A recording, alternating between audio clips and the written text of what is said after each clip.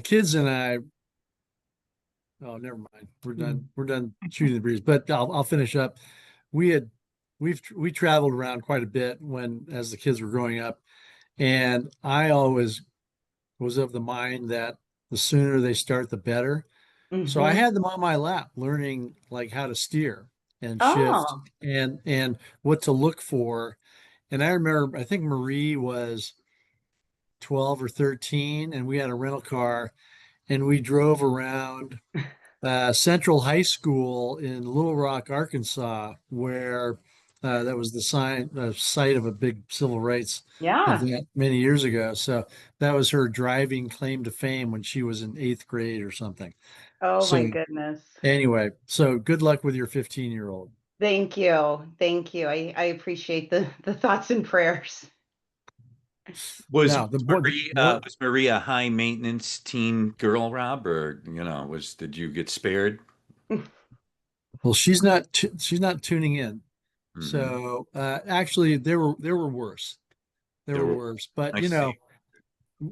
Ashley, I'm sure you found out you just don't know what girl is going to walk through that door on that day. It could be sweet, let's make Oh, jam, or it yeah. could be like The Exorcist, her head's turning around. I send one to school and I don't know who's coming home. That's right. That's right. Yeah. My Oh, daughter just turned 17. I'm right in the middle of that. So I just started her Mm, senior high school. She's been generally good for low her. maintenance. My girlfriend's daughter, not as low maintenance, but yeah. so Rich, you see Mike's note already about the gridiron. Oh yeah, go tribe, tribe. What a run. My Indians, Guardians tribe are on. Incredible. Would be the biggest comeback in the history of Major League Baseball. They were 19 and a half back, 42 and 48. They were 9.5 games back 19 days ago. Now a game up. So, Holly, good to see you from Indy. The Colts 3-0. Danny Dimes, the revelation. So, love it. So, all right, well, let's go ahead and get into it. My name is Rich Swerbinski with Onward and Upward Consulting, also the executive director of the Ohio Mortgage Bankers Association. And this is the big picture presented and sponsored by our great friends and partners at Depth. Nearly 2 decades, industry fintech trailblazer Carrie Milam started her firm, and what a run it has been. The success that they've had with their clients, so ably managed by her executive vice presidents, Leslie and Lindsay. Many of you in the industry know them. Great people, great firm. And if you're a fintech that is looking to have your story told, depthpr.com, the place to go. They are the ones to do it in a world that's moving fast. Depth moves fast, and public relations, strategic communication, and brand management by the crew, depthpr.com. As always, joined my esteemed colleague and co-host, Rob Chrisman. Rob, good to see you, and was great to get together for dinner last Sunday night. So very nice time. Yeah, yeah. I needed, yeah, it was good seeing you. Good seeing you in action. Good hearing about everything you've got, all the balls you've got up in the air. Got a So lot of stuff going. congratulations on all that. Thank you. I appreciate it. So, and this week, our special guest, very, very pleased to be joined by Class Valuation's Senior Vice President, Ashlee Randall. Ashlee, great to see you. Thank you for having me. And you're a Denverite, we were just in Denver. I want to get into that in a second. But first, tell our listeners and viewers about Class Valuation. Thank you. So, Class Valuation is one of, if not the largest AMC appraisal management company in the nation. We serve a breadth of different clients in various segments, all the way from large banking institutions to servicers to mortgage brokers, private lending, and everywhere in between. We have a full breadth of products ranging from the traditional appraisal products, and we'll get into more about how those are changing today, but we also offer all of the modernization products as well as some of the alternatives like broker price opinions, CMAs, inspections, and of course, AVMs. Love it. And the chat is noting my box on the live here. If you don't ever watch, most of you listen on podcast or watch on YouTube. Oh, and it just got changed right before my eyes. Look at that. Oh. Yeah, I was going to make a joke there about, I'm working really hard to steal the inheritance of Rob's Nolan Ryan rookie cards from Robbie. Going as far as to change my name to Robbie Chrisman on the broadcast here, but the Chrisman commentary tech team gets it sorted out on the fly. So there we go. I think Robbie jumped in, but I want to ask you, Rich, and I think Robbie asked you this, but I didn't quite hear the answer.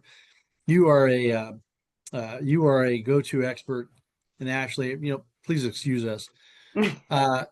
You, if I go out and if I go to the liquor store, which is actually where I used to get my baseball cards, but I don't know if liquor stores sell sports cards anymore. But if I show up there in February, March, or April, and buy a box of tops, all the cards for a given year. Hmm. First of all, can I still do that? Can I just buy the complete set? Yeah, absolutely. Yeah, you can Okay. still buy a But complete. Yeah. Mhm. then, is that financially wise? Does it always appreciate like a box of whatever year? It's like a stock. Like if you would have been doing it, since the 60s when in 50s when sports cards first came out, it would be you'd be, retired and sitting on a mountain of cash. But more recently, I would say what the factors are how much of the product is printed, the scarcity of the set, and then the second thing would be who are the rookies in that set. Okay. Like for example, in the NFL last year, there was six rookie quarterbacks: Drake May, Michael Penix, Jaden. It's like, 2020 was very similar with Jalen Hurts and Tua Tagovailoa and a bunch of other good players. So those sets have appreciated more in value because they have the rookie cards of guys that are perceived to be high value players over their career. On the flip side, if the rookie class kind of flunks, then it hurts the value of the set. All right. Thank you. So on the lot, so as they say in the stock market, it's not the timing of, of the market that counts, it's your time in the market that counts.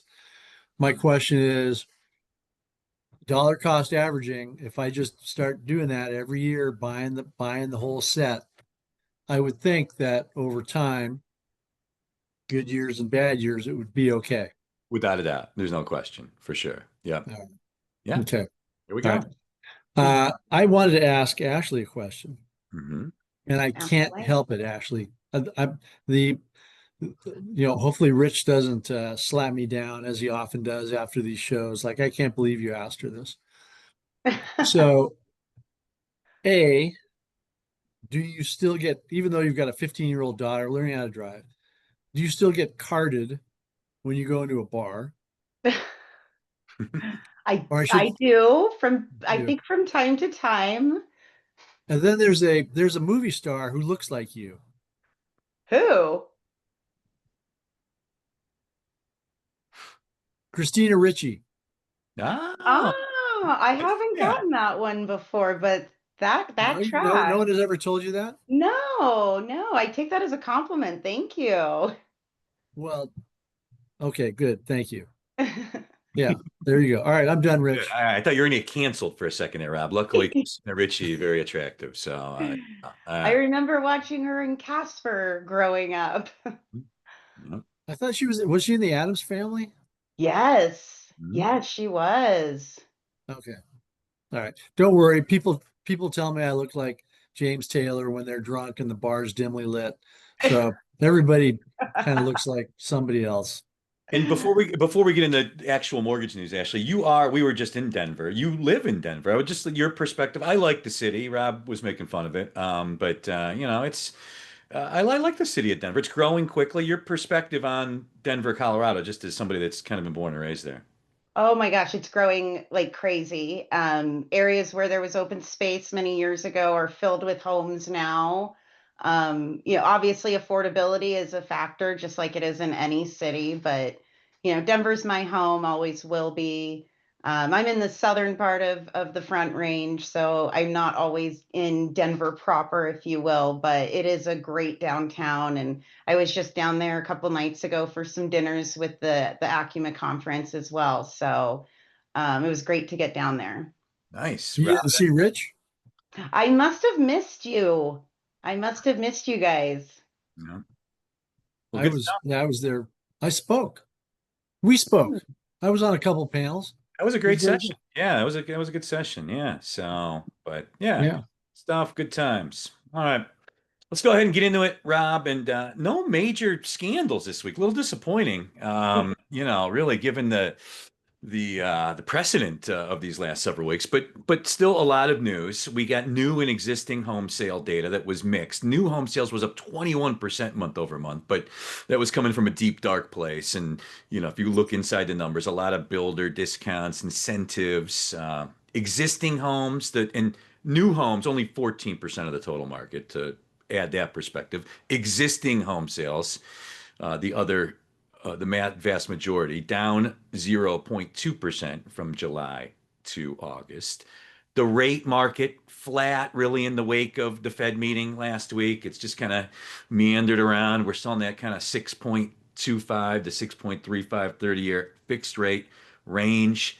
And then a major acquisition, real estate, not mortgage, but Compass, the somewhat controversial real estate company based on their policy changes as of late, acquired Anywhere. So the biggest acquired the second biggest in the real estate world. If you're not familiar with the name Anywhere, it's the entity that represents Century 21, Caldwell Banker, Sotheby's. So it's kind of that conglomerate. So a massive acquisition there, Rob, and the M&A pace not slowing down. A lot of still speculation out there that Zillow is looking to acquire something, a originator or a servicer. So I throw that all to you to see what your sources are saying on all this and to get us rolling here. You know, uh, yeah, there wasn't any, no fist fights between Besant and Pulte to talk about. I kind of wonder when somebody like Bill Pulte, when there's no news coming from him, what he's doing all day. It's a little unnerving. Like you just wonder what's going on, what's gonna spring upon the market. So I'm going to actually divert to things that I picked up. I was with a regional bank, Banner Bank, up in the Northwest a week ago, and then I went to Denver for Acuma, and then I went to Atlanta for Lone Vision. So I've got three different conference type environment or three different conference environments. And I would say that the the veterans of the group, the experienced people that I spoke to, just in the hallways, as I like to put it, which is where I get a lot of my information. They, you know, they continue to pay attention to interest rates, but they also realize that interest rates are going to do what they're going to do. And last time or two, the Federal Reserve Open Market Committee eased, mortgage rates actually went up initially. And that's indeed what we've seen here in the last week since they cut rates by a quarter. The 10-year yield itself, I think, is up to about 416, and it was right around 4%. So about, up a little between an eighth and a quarter, which, isn't much to sweat over. What people seem mostly focused on right now is making sure that once again, they've got the products and they've got the service to help their clients, and they're going to do that at a competitive price. And one interesting discussion that I had, Ashley, was with a group of appraisers, and on the appraisal side, and the discussion was moderated by this kind of ne'er-do-well fellow who, John, kind of a Johnny come lately, who's apparently too busy writing to actually pay attention to the fact that I'm talking about him. Uh, Oh, you were talking about me. Okay, I was preparing a question for Ashley. Sorry. no, we had the appraisal panel, Oh, that was great. The Uh, alternative it, housing types panel. Yeah, I was. right, right. But we had the chief appraiser for Freddie Yeah, Mac. I mean, that's carries some heft there. yeah. Yeah. And I think that the discussion topic was very interesting because we talk about all these potential solutions to, whatever it is. And I was asked a couple times about affordability. And at one point, actually, the crowd clapped when I talked about how affordability just isn't a mortgage problem. It's a property tax problem. It's an HOA problem. It's a special assessment problem. It's a homeowners insurance problem. It's a lot of different problems. And so we're dealing with it. So we shouldn't be the poster child for affordability issues. But the interesting thing about this panel was that we were talking about some of the alternatives because people always say, well, why don't they just build, more trailer homes, or why don't they take container, storage containers, like shipping containers, like Ready Player One, and build cities out of those, or what's going on with tiny homes, or what's going on with barn dominiums, or what's going on with school bus homes, or all kinds of, underwater homes, lunar home, whatever it might be. And it continues to come back to what will happen, what will investors have to say about those loans, and what will appraisers say about those homes in Mhm. terms of what's the marketability? Are there any comps and so forth? So, have you seen a ramping up of uh, you know, 3D printer homes or tiny homes? And if so, or if not, what are your observations? I personally haven't seen an increase in that, but I am an avid HGTV watcher. So I see a lot about the barn dominiums and the shipping container properties. I think only time will tell. What's the feasibility of those, and how can an investor protect their collateral with that type, a loan on that type of property? I think we need a little bit more time and research in that. Well, I know that, and I mentioned this, Rich, during our panel. I think Buckminster Fuller invented the geodesic dome, I think back in the 20s or 30s. Right now, somebody's clicking around, Buckminster Fuller Mm, but that the geodesic dome itself has been around for a long time. for years. Yeah. But it's, yeah, I mean, maybe 100 years, but it's never taken off in terms of, it was viewed as like, oh, a hippie puts a geodesic dome on 10 acres, 3 hours north of Kalispell, Montana, or something like that. And it's that the geodesic dome concept, although very sound, has never really taken off. I wonder if tiny homes or alternative, 3D printed homes are going to be kind of wallowing in that same netherworld of valuation. Yeah, and of course, the off grid, right? I had a family member who was thinking about going off grid in a geodesic home as well. And one of the main blockers was financing, and of course, finding a property. There aren't many of those, around the country, but only who knows what will happen. I think also in this era where, we have a lot of younger people wanting to, look at different lifestyles of living in terms of the tiny home or something more energy efficient. It'll be interesting to see how that plays out over the next decade or 2 decades, even.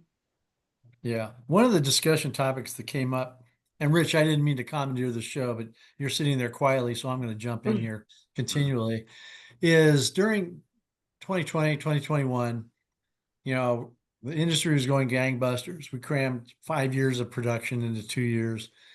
And one of the one of the breaks in the links, or whatever term you want to call it, was the appraisal part of it.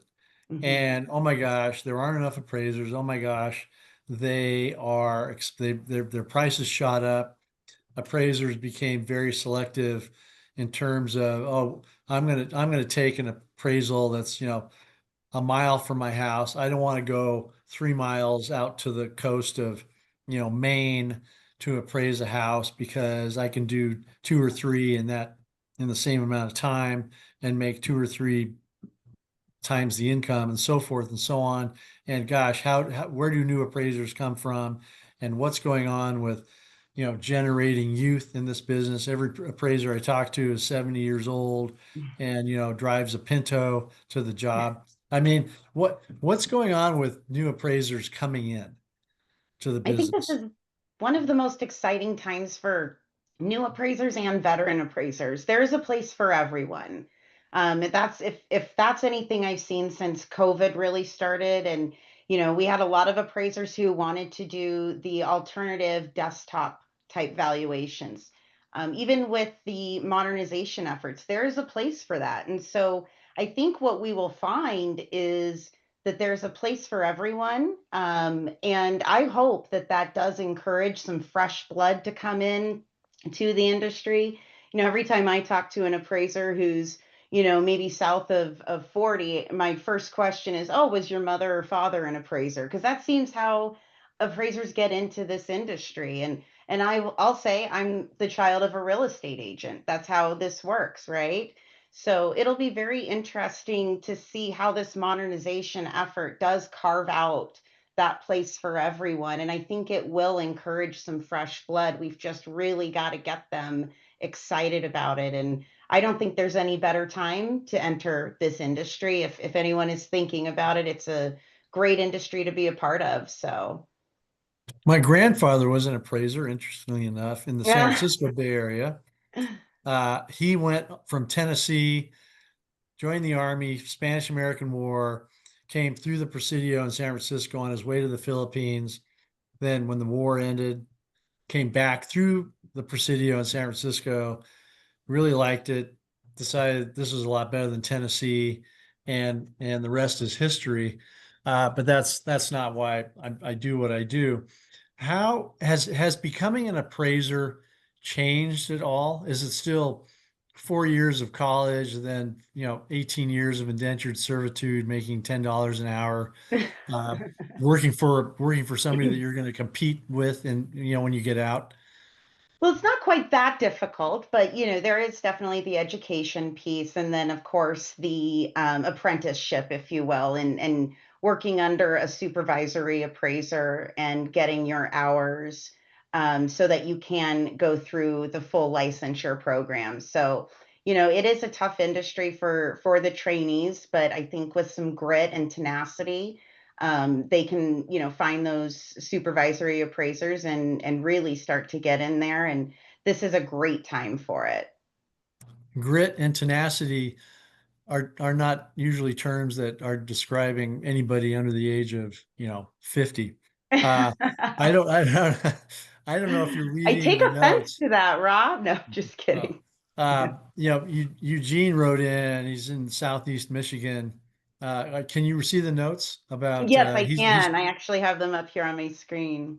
so any thoughts about finding how to find local appraisers to school the I would encourage Eugene. I'll pop in the chat my email address, but I would love to connect Eugene with some folks over at Class. And we have an incredible staff appraiser program. We also have our full appraiser relations team. So while we may not be able to, offer them apprenticeship, we may be able to help find some resources in their Michigan area. Nice. so you got into the business via parents in the Yep. real estate business? Yes, I did. Yes, I was working at Remax answering phone calls and as a receptionist in high school as a part-time job and went into title and then into valuations eventually after that. Rob, this is more questions than you've asked, honestly, in the last 6, 7 shows combined. Well, I'm excited by the whole Christina Ricci I was going to say, you connection. must be a big Christina Ricci fan. I've actually never seen a movie that she's been in, but I'll I've work on seen. getting her autograph for you. Do you know her? No, unfortunately I don't, but I Uh, can stalk her. Maybe I'll stalk her. so there you go. Who's the biggest celebrity you've ever met? Oh, I did not prepare for that question. Biggest celebrity I have ever met. Rich hobnobs regularly with the rich and I'm famous. sure he does. Gosh, All right, I didn't I mean to don't think stump I you. have met a celebrity. Maybe a Okay. local celebrity. All And right. we wanted to have Ashlee on this week because so much has changed in as Rob just chronicled through a flurry of questions there. That was incredible, Rob.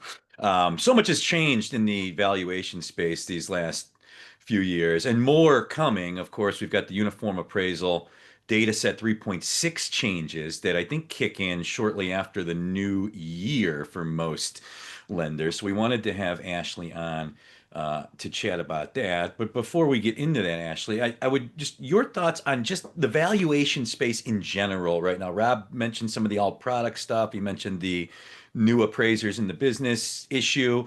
But there's just, there's obviously more data is being used, more comps, more drive-bys. I just would be interested in your perspective on where the valuation space sits right now as we get into the back half of 2025. Yeah, I mean, I think the appraisal space, there's a lot of anticipation and anxiety with this UAD 3.6 change coming. As you may know, we entered limited pilot production a few weeks back. We have broad production at the end of January. And then, of course, all of the lenders and the appraisers in this country are going to be going through that evolution next year. So I think that right now there's maybe some trepidation. My suggestion to anybody would just be to dive in and educate yourself on this. It seems like a monumental change, and it is, but this will ultimately help the industry. The modernization effort that the GSEs have been putting forth since COVID, this really does help propel that, actually. And I think that we'll see appraisers have more technology tools at their disposal. We will also see lenders utilize the appraisals in more automated ways, and it will help with underwriting as well. So I really think this is just the beginning of a monumental change for us, and we've needed it. The appraisal industry has definitely, been ready for this and has been in need of a facelift like this. Are you monitoring the questions? Because there are some questions They're coming piling up. through I know. It says I directed know. directly to you. valuation sexy all of a sudden here in the fall of 2025. I love it. I know. Who would have thought appraisals were that exciting? And yes, the right answer to the celebrity question was Oh, you, no, Rob. no, let's pass over that one. But let's talk about digital appraisal Yeah, issues. so Class does offer digital appraisals. We do property data collections all the way to 1004 hybrids, 1073 hybrids. Um, and we do submit to both the GSEs APIs for those as well. So we'd be happy to help with any of those needs. What is a digital appraisal? What So does that digital mean? Digital. appraisal. Oh, go on. No, what does it mean? So a digital appraisal means, instead of the traditional 1004 where we assign to the appraiser, they reach out to the borrower, they, arrive with their legal pad, sketch pad, and do their inspection. Uh, Polaroid. yeah, the Polaroids. What we're actually doing with digital appraisals is we are taking a trained data collector that goes to the property, and AMCs operate very differently, but at least within Class, the data collector goes to the property. They take a scan of the property itself, which generates a floor plan. We utilize AI to determine the finishes, quality, condition, and all of that information is then handed to an appraiser who will do what we call a 1004 hybrid using all of that data we've collected. Instead of the appraiser visiting the property, they're looking at the data collection tools, and they have probably far more data elements and images at their disposal than they would have even if they did the inspection in a normal traditional 1004 type circumstance. This is the big picture presented and sponsored by our great friends and partners at Depth, depthpr.com. If you are a fintech organization looking to get noticed, Carrie, Leslie, Lindsay, and the crew taking great care of their clients. I believe you guys are a Depth client, Ashlee, right? Yes, Class is. And happy, I'm assuming? Yes, very happy. They've done some great things with our marketing team and really excited to be partnering with them. Love it. And Ashley, the UAD changes, as I understand them. Obviously, change is always tough in the mortgage industry, systems and documents and processes and all that. But once we emerge from that, I mean, this is an efficiency play largely for mortgage lenders, isn't it? Absolutely. We're going to see, as we go through this journey, I think we're going to see a reduction in revisions, ROVs. We're going to have more dedicated fields within the appraisal report. So if any lenders ever read an appraisal and they see an answer to an item that says see addendum, there's no more thumbing through 15 pages of addendum to identify why is the repair or why is the value subject to. So every section will have its own commentary. Lenders will be able to use AI and automation to analyze that as well. So I think we'll see, a huge transformation. One of the things I love most about these new appraisal reports is there is a section where the appraiser can note comps that they have reviewed, analyzed, but perhaps weren't the best pick for that property. Well, that having that information in the report saves someone from asking, well, why didn't you use the comp next door? That's where we're going to see some reduction in revisions and ROVs. So it really is a turning point for us all. Love it. And if you're a lender that's just listening to this on pod right now and like, oh crap, this is coming quicker than I thought. I better start to pivot it. Just how is this, like what should lenders be thinking about? Technology changes, workflow changes? Are they going to need new vendors? What's the skinny? Yeah, so I think any lender right now, what we've been suggesting is, form a task force. We at Class have formed a UAD task force where we have representation from all areas of our business, and I would suggest lenders do the same. But first thing, if you haven't looked at the new reports, take a look at them. I'm old-fashioned. I print them out. I want to see what they look like. Take some time and review it. Look at it as compared to the current appraisal forms that we have. In terms of technology, I would encourage any lender to be talking with their LOS platform.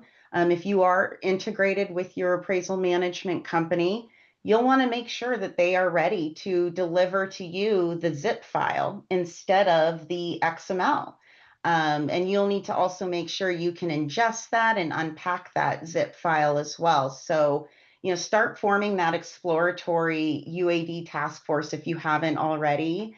Class Valuation has a great UAD hub on our website where we have some past webinars, GSE resources, and training. I would recommend anybody start there, but just start having the dialogue internally and with your external partners. And we'll have So would you, oh, go ahead, Rich. I was just going to say we'll have Ashley throw her email and the website in the chat as if she ever gets a second break from getting peppered with questions here. Oh, the questions are good. Yeah, they're good. No, go ahead. Would you say that this is the best of times in terms of lack of strain on the appraisal community? And what I mean by that is when in the last 20 or 30 years, there have been times when values are declining or borrowers are strained, buybacks are increasing. Mhm. And it seems like oftentimes when things get tough, one of the first places that people or investors focus on is, oh, was the appraisal done right? Is this accurate? Especially if the borrower stops making their payment and it turns out instead of a 3-bedroom house, it was a 2-bedroom house or whatever it might be, or it's got asbestos at the appraiser, whatever it might be. Do you think now, I mean, foreclosures, delinquencies are relatively low. Most markets are steadily, appreciating, not going gangbusters. And it seems like buybacks have quieted down to some extent. So is it really, is the appraisal system being tested right now, or is it smooth running, all systems are go, and, everything's easy? I mean, I think it's been tested definitely in the last several years. And, as you mentioned in 2021, we were probably severely tested. I think we're going to be tested through this change. This isn't, a small change for the appraiser community or the lender community. But I think that this is one of the best times to be a part of this industry. I might be a little biased there, but I think the appraisal industry has been a little bit picked on a bit. We've had the bias stuff come up over the last several years, and this is a really good time for appraisers to lock in and continue on with the industry. And I do think that as we go through this next maybe year, 2 years, we will start to see us in that, all systems a go, rocking and rolling type place. Yeah, certainly, when AMCs were invented, well, I still receive an occasional email from some, old silverback Mm. saying when are we going to do away with AMCs? They're a pain in the neck. Let's bring back the old appraisal system.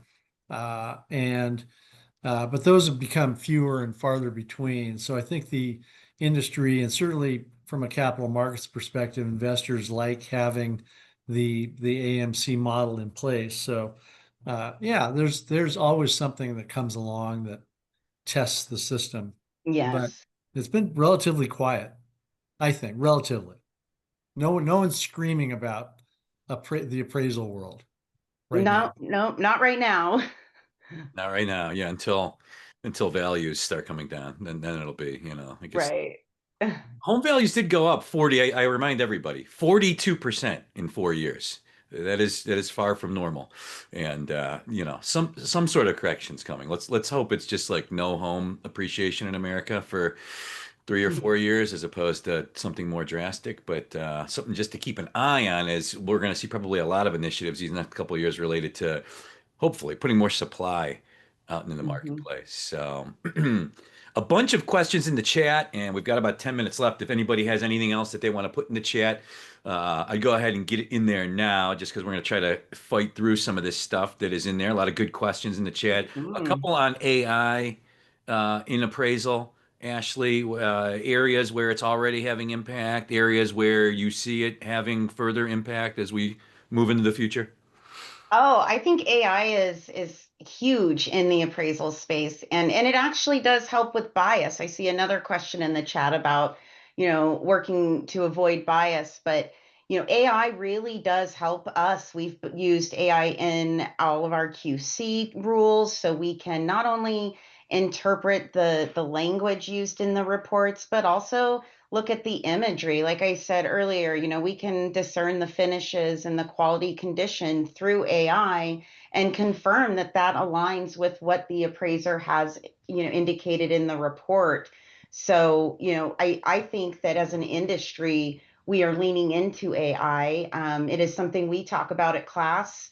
On a daily basis. We're not just an appraisal management company, we are technology as well. And we need to leverage technology to make the reports not only the most credible report possible, but also we need to use AI to make the process most efficient. So, AI can be used not just in QC, but maybe also in scheduling that inspection, working with the lender to make sure the right product is ordered based on the property type itself. So there's a big place for it, and I think we should all be pretty comfortable or get towards comfortable with AI.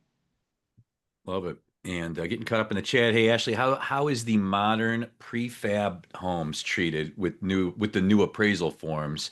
My example would be something like method homes. I don't know if he threw a link in the chat.